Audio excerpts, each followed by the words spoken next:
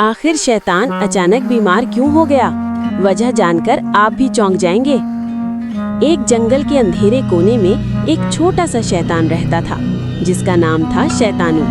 वो हमेशा लोगों को बहकाने, झूठ बोलने और शरारतें करने में मसरूफ रहता था। लेकिन एक दिन कुछ अजीब हुआ। शैतानू अचानक बीमार हो गया। वो कमजोर होकर बिस्तर पर लेट गया और बोला, ओह, ये क्या हो गया मुझे? मैं तो अब किसी को गुमराह भी नहीं कर सकता। शैतानू ने बहुत कोशिश की, मगर उसकी ताकत खत्म हो चुकी थी। वो न किसी को लड़वा सकता था, न किसी से झूठ बुलवा सकता था। इसी दौरान शैतान की नानी वहां आ गई। नानी ने पूछा, बेटा, तुम इतने कमजोर क्यों हो गए हो?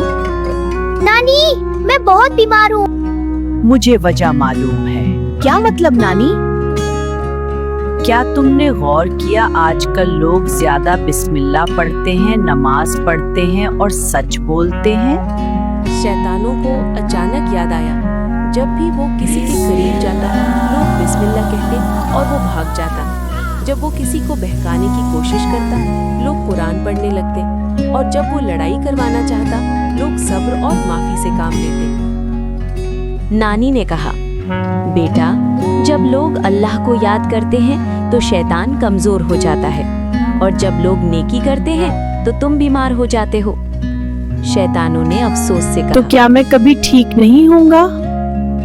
जब लोग गुनाह करेंगे, झूठ बोलेंगे और नमाज छोड़ेंगे, तब तुम दोबारा ताकतवर हो जाओगे। कहानी का सबक। ये सुनकर शैतानों खामोश हो गया और हमें एक बड़ा सबक मिला। जब हम बिस्मिल्लाह कहते हैं, शैतान भाग जाता है।